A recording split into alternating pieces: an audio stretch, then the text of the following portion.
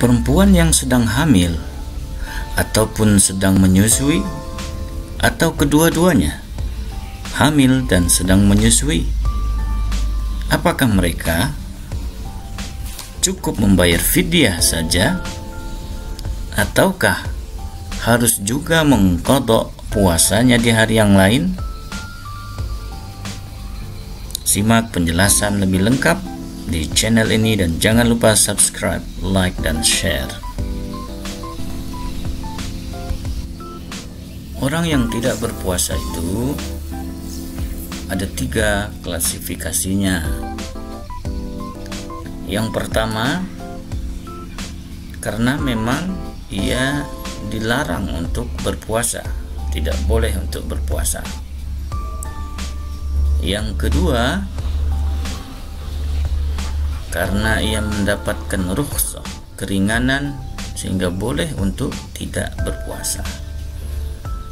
Yang ketiga, karena memang ia sudah tidak sanggup lagi untuk berpuasa.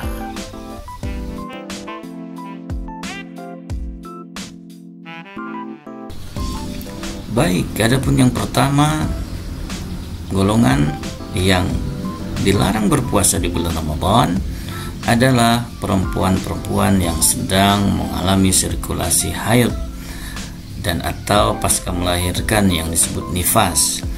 Perempuan yang sedang haid dan mengalami nifas pasca melahirkan, mereka dilarang berpuasa di bulan Ramadan.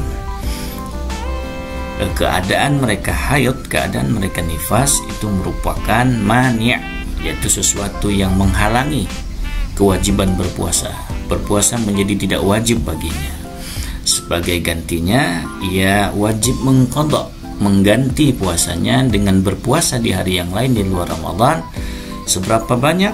Yaitu sesuai dengan seberapa hari, berapa lama atau berapa hari yang meninggalkan puasa di bulan Ramadan. Misalnya menstruasinya mencapai 1 minggu 7 hari misalnya, maka ia mengganti di hari yang lain sebanyak 7 hari pula. Hal ini berdasarkan pada suatu ketika Sayyidah Aisyah radhiyallahu taala anha pernah didatangi seorang perempuan dan bertanya, "Wahai Aisyah, kenapa kita diperintahkan untuk mengqadha puasa tetapi kita tidak diperintahkan untuk mengqadha salat?" Maka Aisyah radhiyallahu taala anha menjawab, "Kunna nu'maru biqada'is shaumi wala nu'maru biqada'is shalah." Jadi kami, kata Aisyah radhiyallahu taala anha, diperintahkan untuk mengqadha puasa saja, akan tetapi untuk salat kita tidak diperintahkan. Yani kaum perempuan yang sedang haid, untuk sholat itu tidak perlu diqadha, sementara untuk puasa wajib untuk diqadha. Inilah dasarnya dari asar para sahabat, dalam hal ini qaulu Sayyidatina Aisyah radhiyallahu taala anha.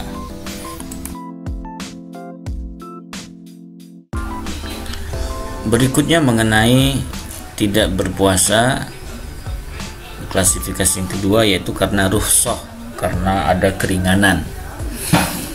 Keringanan boleh tidak berpuasa diberikan kepada mereka yang sakit dan berada di dalam perjalanan atau sedang melakukan perjalanan yang mubah, perjalanan yang sunnah, bukan perjalanan maksiat.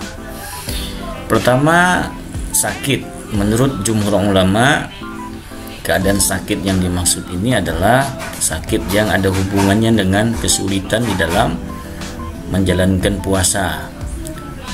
Wa qala jumhur minal ulama idza kana bihi maradun yu'limuhu wa yu'zihi aw yakhafu tamadiyahu aw yakhafu tazayyudahu sahalahu al-fitru. Sahalahu al-fitru. Jadi boleh berbuka. Orang yang mengalami sakit yang membuatnya sakit, menyulitkannya, menyiksanya, membuatnya menderita, dan khawatir jikalau penyakit tersebut akan terus-menerus bertambah parah, maka dia boleh berbuka. Sehingga bukan sembarangan sakit, meskipun ada beberapa pendapat yang asal disebut sakit boleh. tetapi menjadi tidak rasional, misalnya dia berbuka puasa dengan penyakit yang kecil, yang ringan. Kenapa Anda tidak berpuasa? Saya sakit. Anda sakit apa? Sakit panu misalnya, atau gatal-gatal. Itu tidak ada hubungannya dengan puasa, dan seterusnya. Jadi jadi sakit yang menimbulkan kesulitan dan harus ditanggulangi dengan makan dan minum obat misalnya, maka itu boleh dan sah berbuka puasanya. Adapun dasarnya adalah Al-Quran surah Al-Baqarah ayat 184. Faman kana minkum maridan aw ala safarin fa'iddatum min ayyamin ukhar. Siapa saja yang dalam keadaan sakit atau berada dalam suatu perjalanan, kemudian ia tidak berpuasa, maka ia wajib mengganti di hari yang lain. Itulah makanya pengganti daripada rukhsah, keringanan yang diberikan syariat bagi mereka yang sakit dan melakukan perjalanan yang mubah, yang sunnah, itu adalah dalam bentuk mengqadha puasanya di hari yang lain. Jadi bukan fidyah, tetapi mengqadha puasanya di hari yang lain. Adapun standar perjalanan, standar itu dapat dilacak lebih jauh ya di dalam kitab-kitab ataupun referensi yang lain. Dalam kesempatan ini cukup kita sampaikan bahwa sakit yang menjadi rukhsah boleh tidak berpuasa, sebagai yang sudah dijelaskan tadi, itu yang bersifat mengganggu kelancaran puasa dan mengganggu kesehatan fisiknya. Adapun mengenai perjalanan yang menjadi rukhsah, itu perjalanan yang mubah, perjalanan yang sunnah, bukan perjalanan maksiat.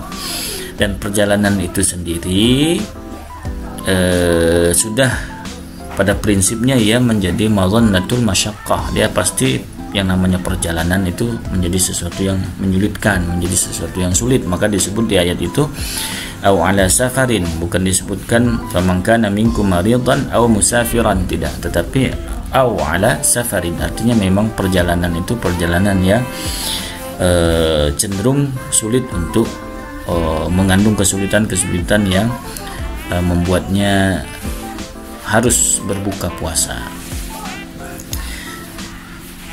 Oleh karena itu perlu juga dikedepankan bagaimana kita memikirkannya secara rasional. Tidak bisa perjalanan justru dijadikan untuk alasan berbuka puasa, tidak. Makanya ada perbedaan pendapat, ada pelarangan untuk menyengaja meniatkan berbuka puasa dengan cara melakukan perjalanan. Tetapi harus sebaliknya, dengan terjadinya perjalanan itu barulah muncul rukhsah. Jadi tidak boleh dibalik, diniatkan untuk buka puasa dengan cara melakukan perjalanan, tetapi yang benar adalah perjalanan yang sudah terjadi atau sedang dilakukan itulah yang menjadi sebab munculnya rukhsah di dalam kebolehan membuka puasa.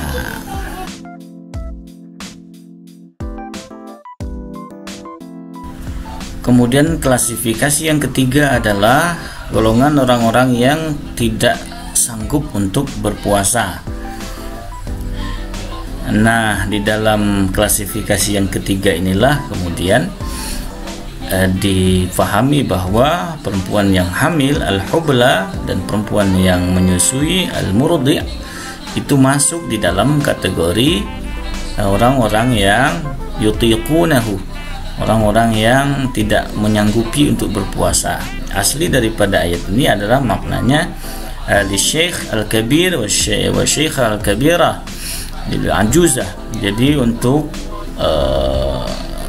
orang-orang yang sudah senja, yang sudah sepuh, yang sudah tua dan tidak sanggup berpuasa, maka mereka fafidyatun ta'amu miskin, maka dia membayar fidyah saja, tidak perlu mengqadha. Nah, adapun pendapat yang menegaskan bahwa wanita hamil kemudian wanita yang menyusui itu tidak masuk di dalam ayat ini, artinya tetap harus memfidyah, tetap harus membayar fidyah, tetap harus mengqadha puasanya, dan mereka boleh tidak berpuasa tetapi harus mengqadha dan harus membayar fidyah. Itu adalah pendapat mazhab ataupun Imam Asy-Syafi'i dan Imam Ahmad radhiyallahu anhuma. Akan tetapi pendapat yang dinukil dari Ibnu Abbas radhiyallahu anhuma, antara lain dinukil oleh Imam Abu Dawud dan Imam Ad-Daruqutni. Imam Abu Dawud menukil bahwa wa'alladzina yutiqunahu, menukil dari pendapatnya Ibnu Abbas versi Abu Dawud, Imam Abu Dawud. Ibnu Abbas mengatakan usbitat lil hubla wal murdi, ayat ini ditetapkan juga untuk perempuan yang hamil dan perempuan yang menyusui.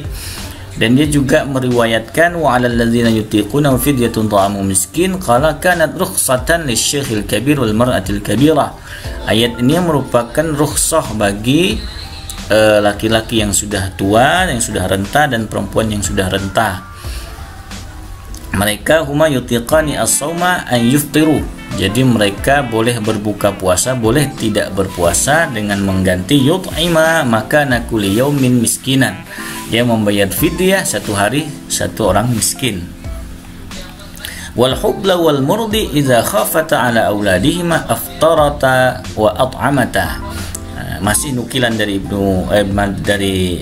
Abu Dawud terhadap pendapat Ibnu Abbas yang mengatakan wal hubla wal murdi'u, orang yang hamil dan orang yang menyusui, apabila ia khawatir akan anak-anaknya, akan janinnya atau akan anak yang sedang disusuinya, takut mengalami sakit lah anaknya, atau takut anaknya kurang asupan gizinya sehingga menderita penyakit yang lebih parah, anaknya itu, janinnya itu berbahaya bagi janinnya, berbahaya bagi anaknya, ia khawatir akan hal itu, maka dia boleh berbuka dan sebagai gantinya ia membayar fidyah saja, tidak perlu mengqadha. Ini sekali lagi khusus pendapatnya Ibnu Abbas radhiyallahu anhu.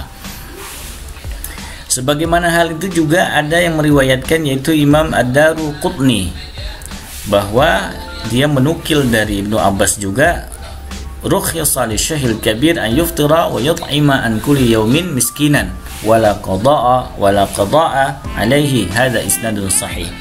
Jadi Ad-Daruqutni, Imam Daruqutni menukil pendapat Ibnu Abbas juga, kemudian menukilannya itu bahwa ia mengatakan ayat ini memberikan rukhsah bagi laki renta dan lelaki yang renta, mereka boleh tidak berpuasa, sebagai gantinya mereka memberi makan setiap satu hari tidak berpuasa itu satu orang miskin. Jadi satu orang miskin diberi makan satu hari, ya kalau satu hari itu 3 kali makan, ya 3 kali makan dia memberi makan.